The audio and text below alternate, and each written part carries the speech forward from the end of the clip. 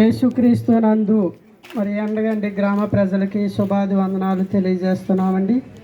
యేసుక్రీస్తు సువార్త అండి. యేసుక్రీస్తు అందరికీ ప్రభువు, అందరికీ ఆయన సృష్టికర్త అయిన దేవుడు.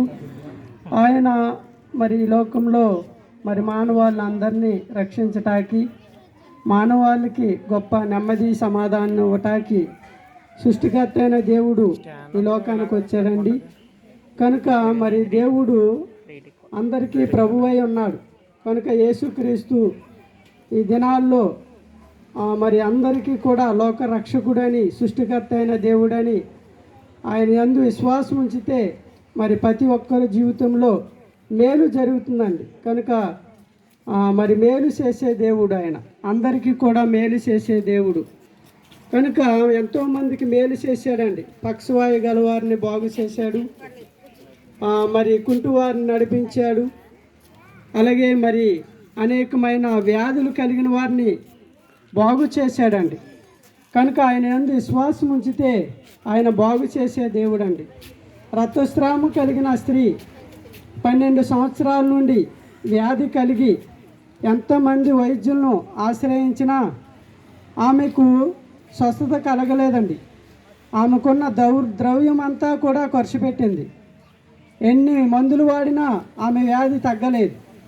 కనుక యేసుక్రీస్తు ఆ గ్రామంలోకి వచ్చినప్పుడు, యేసుక్రీస్తు ఈ గ్రామంలోకి వచ్చారంట అని ఆమె విన్నది.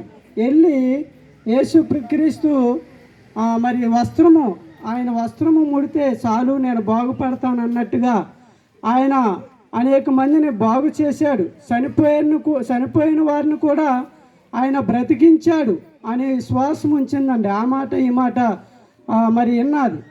కాబట్టి దేవుడికి అసాధ్యమైనది ఏదీ లేదు. కాబట్టి వెళ్ళి ఆయన వస్త్రపు చెంగు ముడితే నేను బాగుపడతాను అనుకుంది.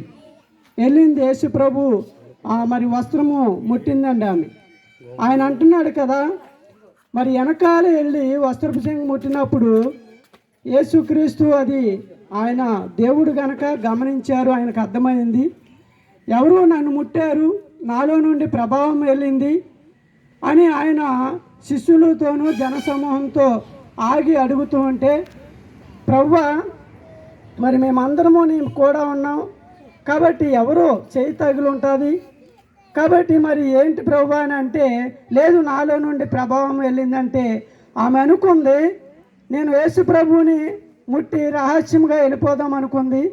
ఆమె వస్త్రపు చెంగు యేసు ప్రభు వస్త్రపు చెంగు ఎప్పుడైతే ముట్టిందో ఆమె రోగము కట్ అయిందండి. ఆమె బాగుపడ్డది. ఆమెకు అర్థమైంది ఎమ్మటే. ఆమె ఆరోగ్యం పొందుకుంది, బలం పొందుకుంది, శక్తిని పొందుకుంది. ఎందుకంటే దేవుడు ఎమ్మటే సమాధానం ఇచ్చాడండి. ఆయన ఎమ్మటే ఆయన అడిగితే ప్రార్థన చేస్తే చాలండి, ఆయన బాగు చేసే దేవుడు అండి. కనుక ఆమె విశ్వాసం ఉంచింది, నేను బాగుపడతాను యేసు ప్రభు వస్త్రం చెంగు ముడితే అనుకుంది. కనుక ఆమె బాగుపడ్డది. అప్పుడు ఆమె గడగడ వణుకుచూ, అయ్యా ప్రభువా నేనే నీ వస్త్రపు చెంగు ముట్టాను నేనే అంటే, అప్పుడు ఏమిటమ్మా అంటే మరి సంగతి అంతా చెప్పింది. 12 సంవత్సరాల నుండి మరి నా వ్యాధి ముదిరిపోయింది. ఎంతమంది వైద్యులను ఆశ్రయించినా మరి ఎంత ద్రవ్యం ఖర్చు పెట్టినా ప్రభువా నేను బాగుపడలేదు, కానీ నీ వస్త్రపు చెంగు ముట్టాను నేను బాగుపడ్డానంటే, కుమారి ధైర్యముగా ఉండు అని ఆమెను ధైర్యపరిచి ఆయన మరి నీ వ్యాధి మరి బాగు చేశాను, విశ్వాసము కలిగి ధైర్యముగా ఉండి వెళ్ళు అని ప్రభు మరి పంపించారండి. కనుక అలాగా యేసుక్రీస్తునందు నీకున్న ఏ వ్యాధి అయినా, ఏ బలహీనతనైనా బట్టి, సమస్యను బట్టి ఎవరైనా కృంగిపోతూ ఉంటే యేసుక్రీస్తుని మరి ప్రార్థన చేయండి, అడగండి. విడిపించే దేవుడు, బాగు చేసే దేవుడు, స్వస్థపరిచే దేవుడు అండి, మేలు చేసే దేవుడు. అందరికీ ఆయన మరి సృష్టికర్త అయిన దేవుడు అండి. అందరికీ ప్రభు, అందరికీ దేవుడై ఉన్నాడండి.